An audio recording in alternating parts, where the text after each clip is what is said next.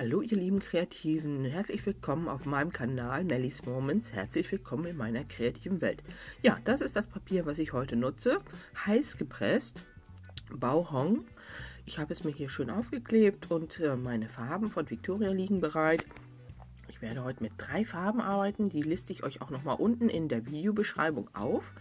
Und dann kann ich euch gerne hier am Anfang gleich nochmal den Tipp geben, mit meinem Code Melanie5 bekommt ihr bei Victoria von VH Aquarell 5% auf euren Einkauf ab 50 €. Ja. So viel Werbung für heute soll reichen. Vielleicht am Ende nochmal. Ja, ich liebe ihre Farben und ich habe seit Tagen ein bestimmtes Bild im Kopf, eine Art von Bild, was ich machen möchte. So, hier greife ich in die Farbe hinein, die heißt Macaron. Das ist so eine Art Rauchblau. Ich nehme das erstmal ganz dünn. Ich habe mir ein bisschen Wasser aufgetragen und ich rolle meinen Pinsel durch die Farbe durch und male gar nicht unbedingt. Ich rolle tatsächlich. So, und dann kam Phthalo-Grün in Einsatz. Bin ich da richtig? 1, 2, 3, 4, 5. Phthalo-Grün, genau. Auch richtig schön. Die Farben werden gleich noch kräftiger. Also ich fange ganz zart erstmal an und setze hinterher noch ein paar kräftige Farben hinein. Und zum Schluss, da seht ihr es, kommt jetzt noch Bronze-Ocker mit in Einsatz. Ja, dann lasse ich euch jetzt erstmal zuschauen, wie ich hier so die Farben verteile. Also da habe ich ja schon mal geflunkert, nicht mit 3 Farben, sondern mit 4 Farben. Jetzt beim Besprechen fällt es mir auf, weil gleich wird noch ein granulierendes Violett dazu kommen. Und dann haben wir die Farben zusammen, die ich benutzt habe. Ja, ab dieser Stelle lasse ich das Video jetzt ein bisschen schneller laufen, weil das Ganze sonst natürlich ein bisschen zu lang werden würde, ne? Und also das ist jetzt nicht mehr Originalgeschwindigkeit, aber ihr habt dann trotzdem einen Eindruck, was ich so mache.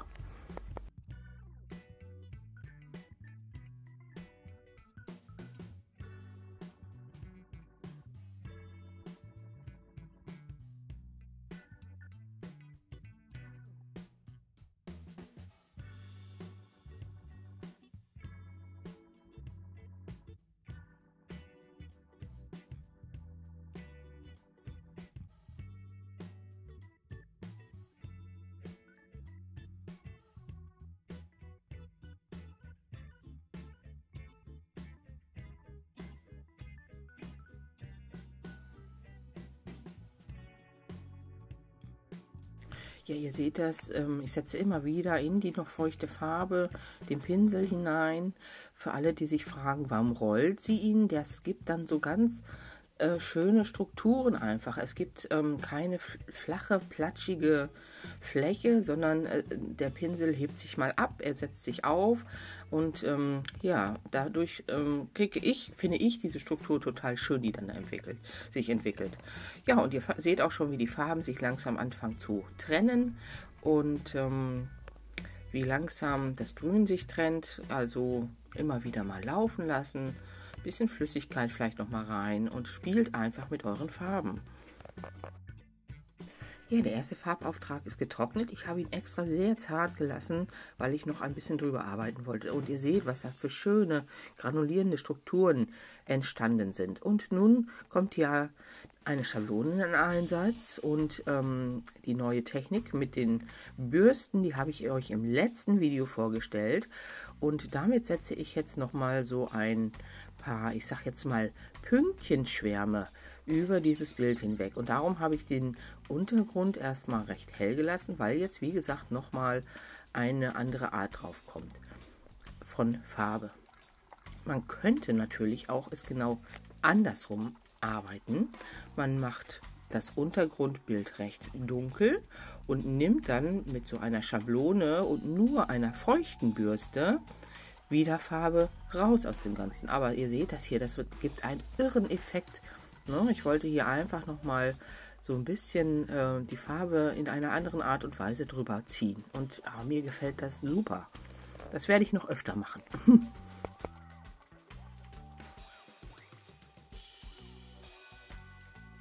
Ja, das Video zu dieser Technik verlinke ich euch gerne nochmal unten in der Videobeschreibung.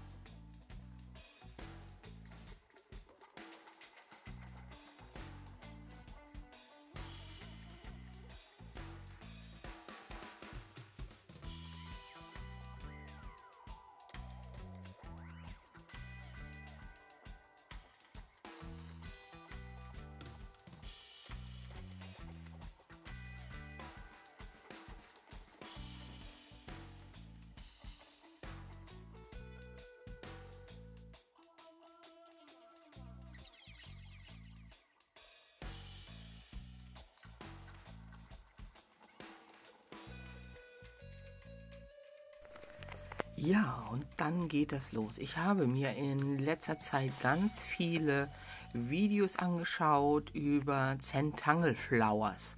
Auch die, wo ich gestöbert habe, die Dame, die verlinke ich euch auch sehr gerne unten in der Videobeschreibung.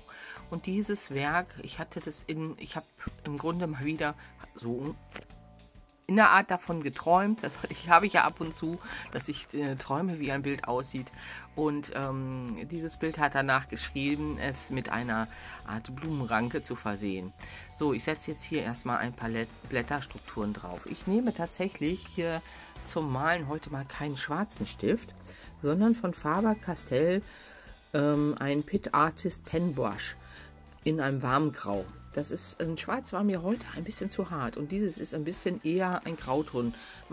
Für euch sieht es eventuell schwarz aus, aber es ist nicht so ganz schwarz. So, und dann geht es los. Zentangle Flowers.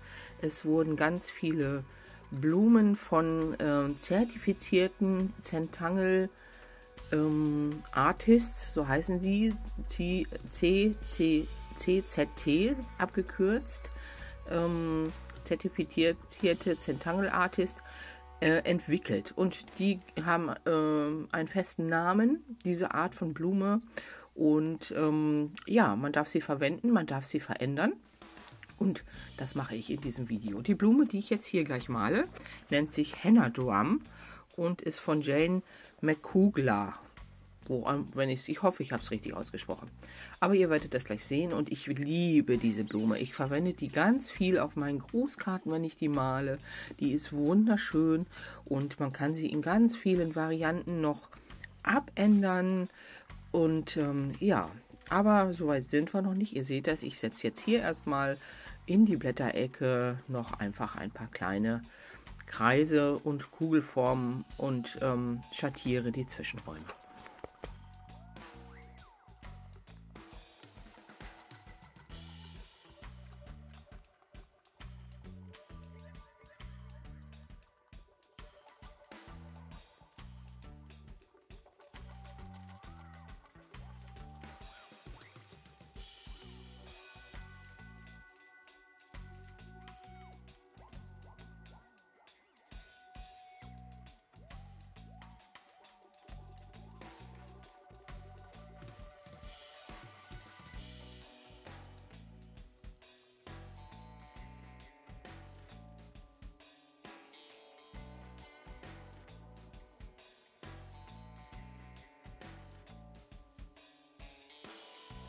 So, ihr habt das gesehen. Henna Drum beginnt mit so einem kleinen Halbkreis.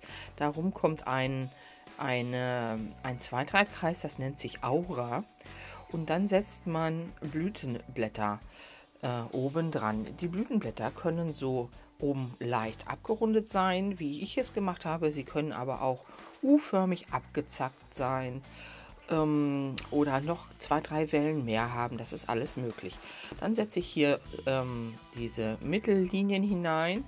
Auch die müssen nicht sein. Die können auch nur aus einem Strich bestehen. Also wie gesagt, ihr könnt das abwandeln ohne Ende. Ne? Hier setze ich jetzt nochmal das gleiche in etwas kleiner unten dran.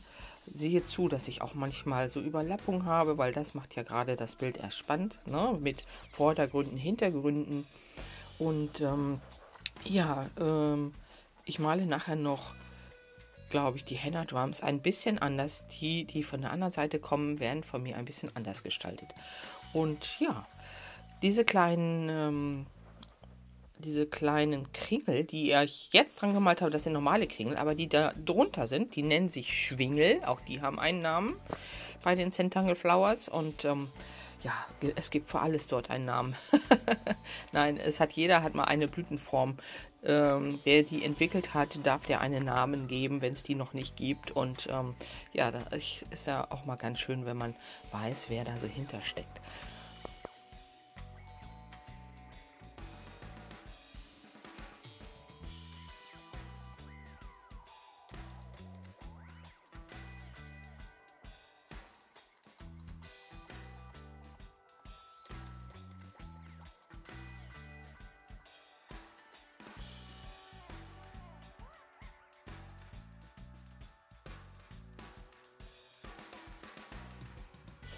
So, jetzt wird gerade aus dem Schwingel eine weitere Blütenform und die heißt Noara, habe ich euch oben eben eingeblendet. Und zwar wird dieser Schwingel, dieser schwarze Kringel, den ich zuvor immer gemalt habe, nochmal mit 2 Außenblütenblättern versehen. Und schon habt ihr eine neue Blütenform und auch die hat natürlich einen Namen. Ja, ihr seht schon, wohin dieses Bild sich entwickelt. Sehr schön, man sieht nämlich trotzdem immer noch den Hintergrund wunderbar. Und was mir auch gut gefällt, ist, dass ich diese ganze Pünktchengeschichte in der Malerei dann mit diesen kleinen Kreisen wieder aufgegriffen habe. Ja, und da wünsche ich viel Spaß beim weiteren Zuschauen. Ja, jetzt habe ich doch mal zu einem etwas feineren Stift noch gegriffen. So, hier versorge ich die Henna Drum jetzt mit einem anderen Muster in dem Blütenblatt. Ne? Ja, zuvor habt ihr gesehen, waren Striche und Punkte. Hier setze ich jetzt einfach kleine Kringel hinein.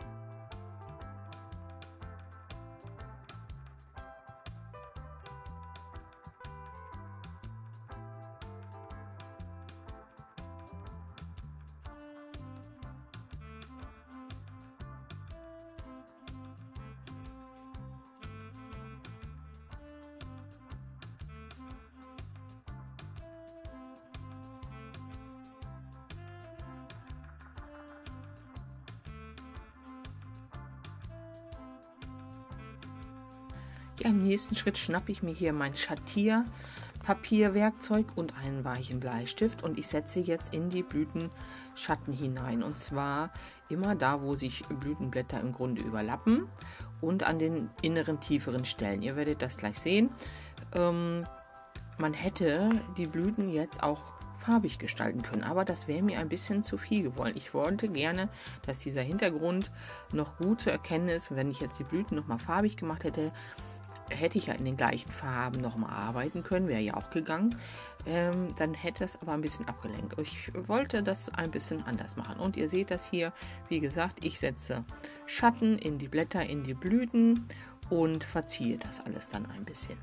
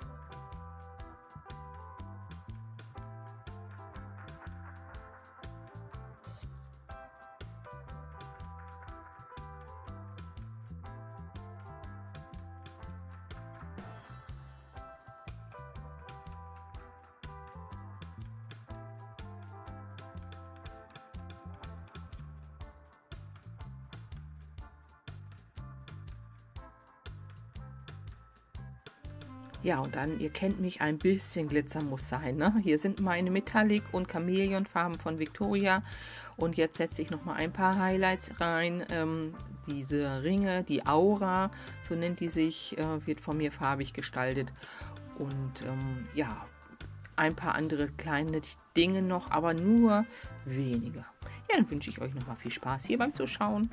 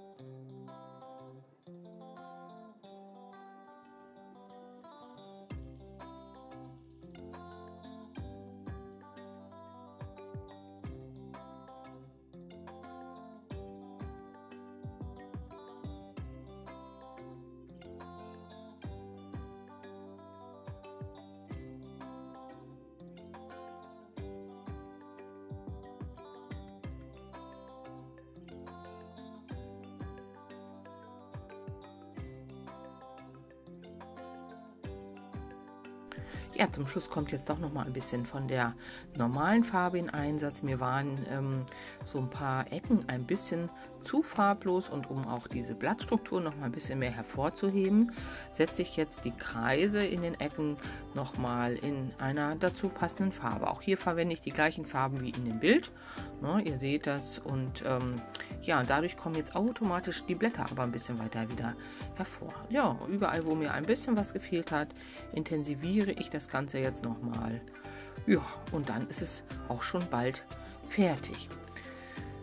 Ihr Lieben, ich hoffe, euch hat das Video bis hierhin gefallen. Ihr habt Lust, es auch mal auszuprobieren. Mit ein paar Zentangle Flowers oder anderen Zentangle Mustern kann man wunderbare Bilder gestalten. Und wie gesagt, schaut gerne unten in die Videobeschreibung. Schaut gerne bei Victoria vorbei in ihrem Shop. Nutzt meinen Code Melanie5 und dann wünsche ich euch ein wunderbares, kreatives Wochenende. Und ja, wir sehen uns hoffentlich im nächsten Video wieder. Wenn es euch gefallen hat, lasst mir gerne einen Daumen da. abonniert natürlich meinen Kanal. Ich freue mich über jeden, der ein bisschen bei mir hängen bleibt und stöbert in meinen Videos und mir so schöne Rückmeldungen gibt. Und von daher herzlich willkommen an alle und ja, dann macht es gut. Bis zum nächsten Mal, eure Melanie.